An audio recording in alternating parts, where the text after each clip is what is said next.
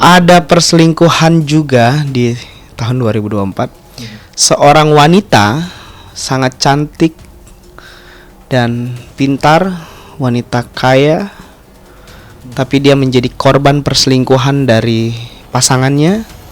Dan berita ini sangat heboh sekali karena ada bukti-bukti yang muncul ke permukaan perilaku seorang pria ini yang selama ini tidak diketahui oleh istrinya dan akhirnya naik ke permukaan. Dan ini luar biasa dan betul-betul membuat kita semua kaget. Di huruf panggilan namanya ada huruf R dan di namanya ada huruf I. Ada 2 huruf nama itu. Wanita ini adalah sebagai korbannya. Ya, hubungannya hancur dan rusak karena adanya perselingkuhan. Selingkuh itu artinya nggak komit ya kan? Selingkuh itu berarti berkhianat. Selingkuh itu artinya berbohong. Selingkuh itu artinya menyakiti orang lain. Selingkuh itu artinya bukti kecerdasan. Iya, karena kalau orang nggak cerdas, selingkuhnya pasti ketahuan. Gitu. Kalau orang selingkuh sampai bisa lama, sampai bisa nggak ketahuan, berarti dia pintar. Gitu. Prinsipnya ya setiap orang pasti punya salah ya, punya dosa gitu kan. Aku juga nggak sempurna gitu. Dulunya juga mungkin aku banyak dosa gitu kan. Tapi aku udah prinsip banget dalam hidup gitu ya. Jangan sampai aku kayak gitu. Mau orang lain kayak gitu mau temen ada aku ngeliat orang kayak gitu. Pokoknya aku jangan kayak gitu. Karena udah prinsip, karena apa? Kan itu sakit ya diselingkuhin. Jadi kalau misalnya udah tahu sakit, kitanya jangan kayak gitu. Kalau dicubit sakit, jangan nyubit gitu ya kan. Kita tahu dicubit itu nggak enak. Ya udah kita jangan nyubit. Gitu. Jadi aku nggak akan pernah mau orang lain ada di depan aku lebih ganteng gitu, gila ganteng banget gitu kan, kaya banget atau tajir banget atau apalah, pokoknya tipe aku banget. Tapi kalau misalnya kita udah komit sama satu orang, itu aku nggak akan pernah mencoba gitu, walaupun itu kita tahu wah itu yang di depan kita tuh tipe kita gitu, kayak gitu. Itu namanya komit. Ya kan, nah kan dalam rumah tangga itu bukan cinta doang tapi komitmen. Tuh. Apapun alasannya ya tidak bisa dibenarkan. Aku mau buka usaha salon, kan restoran udah ada, properti sudah ada, terus Bang Pablo juga fokus di nikel, ya usaha nikelnya dan lawyer advokatnya. Terus aku skincare udah ada, nah mau buka salon untuk kecantikan gitu. Kedepannya pengen buka klinik gitu. Tahun depan lah kalau buka klinik. Tapi sekarang yang ada salon dulu untuk memulai persiapan klinik kecantikan. Lagi seneng membangun bisnis karena pertama disupport suami ya, karena dikasih lampu hijau, dikasih izin gitu kan. Jadi enak tuh. Nah yang kedua lagi tertantang gitu ya, lagi merasa tertantang, merasa masa sih aku nggak bisa sukses bikin ini gitu. Jadi kayak ngelihat orang aja bisa, masa aku nggak bisa gitu, lebih kayak gitu. Apalagi cuman ya restoran kayak gitu, skincare kan hal-hal yang bukan kayak susah banget, yang kayak bikin misalnya yang susah tuh bikin pabrik gitu misalnya kan gitu, kayak masih bisa dipelajari. Makanya aku suka dunia baru. Jadi kan orang beda ya, kayak katanya kalau mau sukses itu harus kita pelajari yang hobi kita. Misalnya kita suka masak, berarti kita restoran aja. Atau misalnya suka make up, kita akan sukses di dunia salon misalnya gitu. Nah aku malah kebalikan. Hal yang belum pernah aku sentuh kayak properti kan, aku punya properti dan itu belum pernah aku punya pengalaman.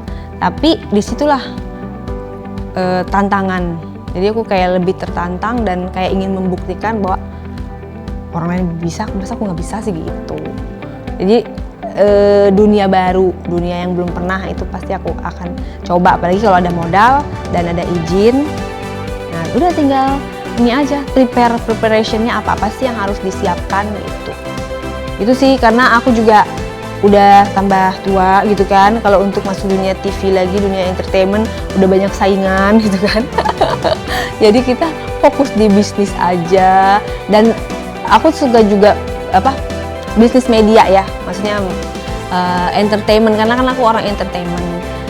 Di saat aku gak menjadi entertainment lagi, bagaimana caranya untuk mengobati rasa kangen itu ya aku membuat media sendiri.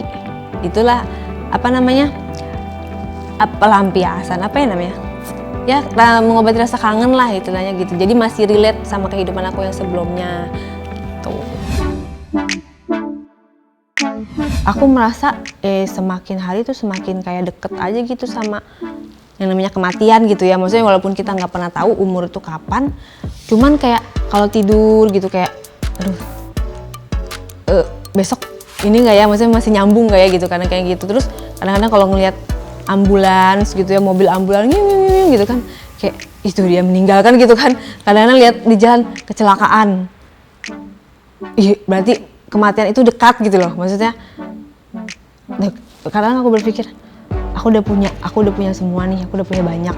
Terus kalau tiba-tiba besok aku mati, kayak aku sia-sia gitu loh, maksudnya kayak hidup sia-sia gitu, aku nggak berbuat apa-apa gitu. Ayolah bagilah, bagi juga nggak akan habis gitu kan. Yang kita punya sama yang dibagi sedikit, masa sih mengurangi keberkahan kita gitu. Jadi kayak tiap hari tuh was-was gitu.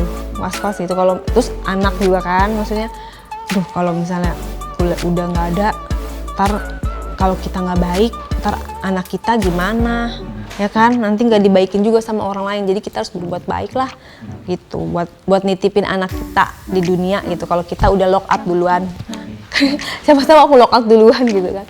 Kadang-kadang mikirnya kamu berlebihan, mikir sampai kayak gitunya. Tapi bener, zaman sekarang tuh mati tuh nggak harus tua loh, bener nggak? Mati tuh banyak yang muda udah meninggal kayak gitu-gitu. Kitanya tuh kayak harus investasi, kan orang investasi itu kayak emas, deposito gitu ya. Misalnya aku kan udah punya semua, yang aku belum tuh investasi di akhirat, ya kan, aku belum punya gitu.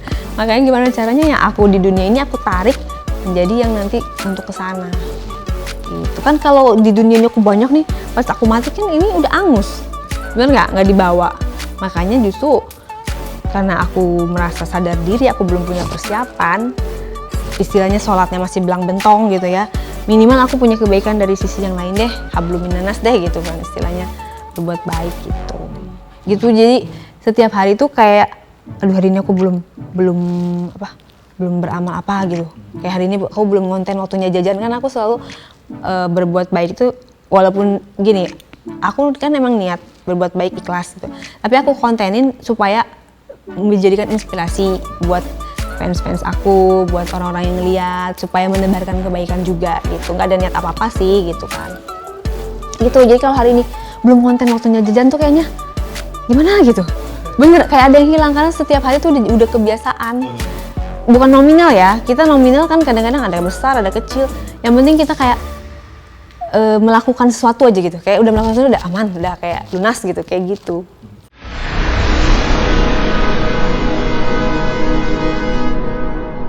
Jadi jangan lupa untuk subscribe Cumi Cumi. Ditekan ya tombol lonceng merahnya.